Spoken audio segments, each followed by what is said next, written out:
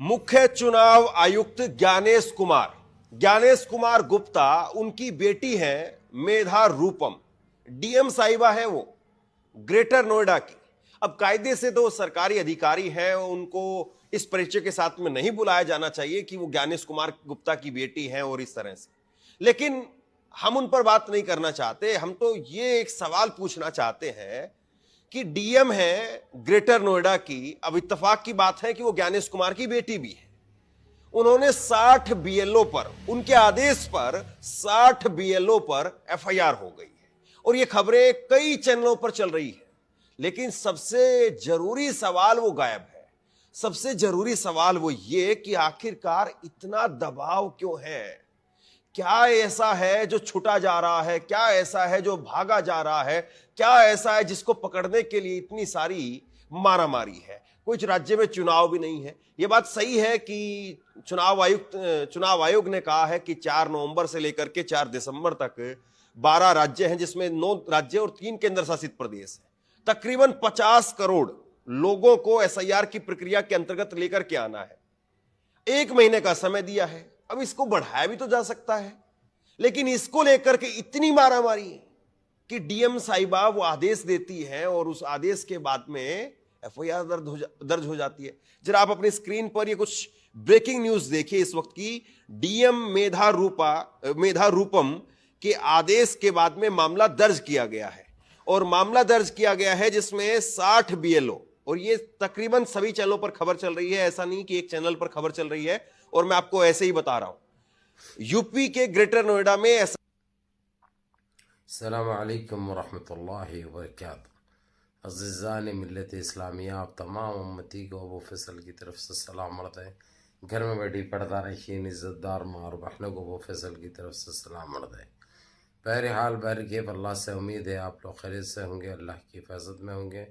इन मलूनों की मलामत से, इन फ़िरक़ा परस्तों की फ़िरक़ा परस्ती से, इन दरिंदों की दरिंदगी से, इन मावलिंचरों की मावलिंचिंग से, इन बलात्कारियों की बलात्कारी से, इन दहशतगर्दों की दहशतगर्दी से महफूज होंगे। अल्लाह आप लोग अपने हफ्ज़ अमान में रखे, अल्लाह अपनी हिफाजत में रखे, अल्लाह हर आवाज़ से हर शर से महफूज रखें।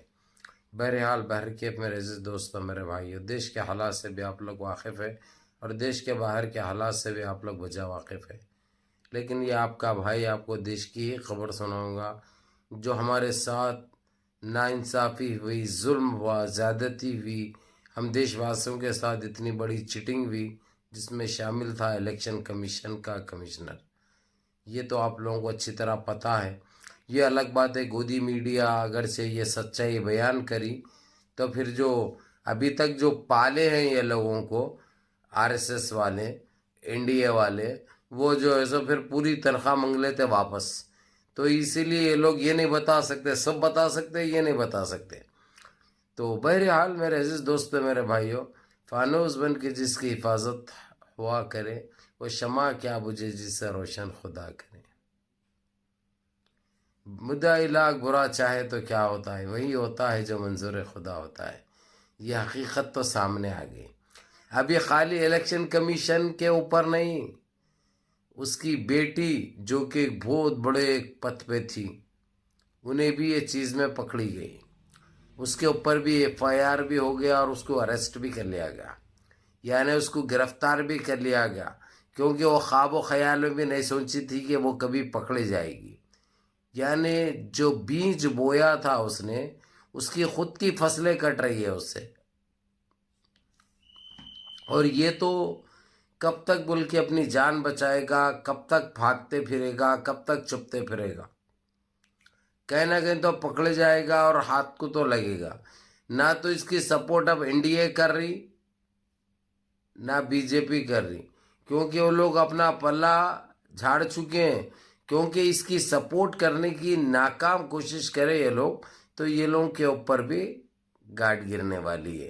क्योंकि सुप्रीम कोर्ट अब इस तरीके से जो एक्शन जो लिंगा बोल के ये लोग ख्वाबो ख्याल में नहीं सोचे थे, और ये पब्लिक जिस तरीके से हमारी भारत की समझदार पब्लिक जो इन लोगों के ख़िलाफ़ और जो ये लोग नाजायज़ हरकतें करें, इसके ऊपर जागेगी और अपनी आँखें खोलेगी, ये लोग ख्वाबो ख्याल में नहीं सोचे थे। अब इसी तरीके से पूरा देश की आवाम एक हो चुकी है, जिससे हमारे यहाँ तक के फेंकू मंत्री भी घबरा चुके हैं, इसीलिए अपना पल्ला झाड़ चुके हैं और अपने आप को बेगुनाह साबित करने के लिए इसको गिरफ्तार कराना और इसको तो ख़त्म कर देना बोल के इनको।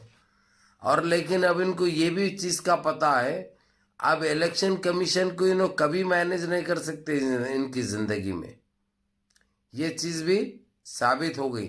लेकिन फिलवक्त तो इनको जान बचाना है। कैसा बचाना है कि अपने आप को यानी सही साबित करना है, इनको साफ सुथरे साबित करना है। साफ सुथरे साबित कब कर सकते? ये इलेक्शन कमीशन की अगरचे मदद नहीं करे इन्हों तो अपने आप साबित होते। गणेश कुमार की अगरचे मदद नहीं करे तो अपने आप, गणेश कुमार ही बल्कि वही नहीं, अब उनकी बेटी भी जो इतने बड़े पद पे रहते हुए यात्रा पे जा रही है, जो कि बहुत बड़ी बात है और बहुत अच्छी बात है। यह खबर को आप लोग सुनना बहुत ज़रूरी था। अब इससे हमारे देश में एक एकजहती बन जाएगी और चीटिंग ज़्यादती नहीं होगी, साफ सुथरे इलेक्शन होंगे। अब दूसरा काम, सुप्रीम कोर्ट जो ईवीएम के ऊपर जो अपनी ज़बान दिया है, ज़बान के ऊपर जो है सो वो चीज़ भी करना पड़ेगा। अगरचे ईवीएम के ऊपर भी ये लोग काम करें और दूसरा SIR को भी सुप्रीम कोर्ट ने कह दिया है कि इसके ऊपर भी कुछ फैसला बहुत जल्द आने वाला है। फैसला यही आएगा कि SIR को बंद किया जाएगा, नहीं तो वेस्ट बंगाल में क्या हालत हो गई इनकी, इनको पता है आप लोगों को। तो इसी तरीके से ये सारे देश में बर्खास्त हो जाएगा इंशाअल्लाह ताला। बहरहाल मुनज़्ज़म रहिए, मुत्तहिद रहिए, अपनी सफ़ों में इत्तेहाद बरकरार रखिए, नमाज़ों की पाबंदी करिए, माँ बाप की खिदमत करिए, बड़ों के अहकाम पे अमल करिए और अपने इस भाई को भी दुआओं में याद रखिए। अस्सलामु अलैकुम व रहमतुल्लाहि व बरकातहू।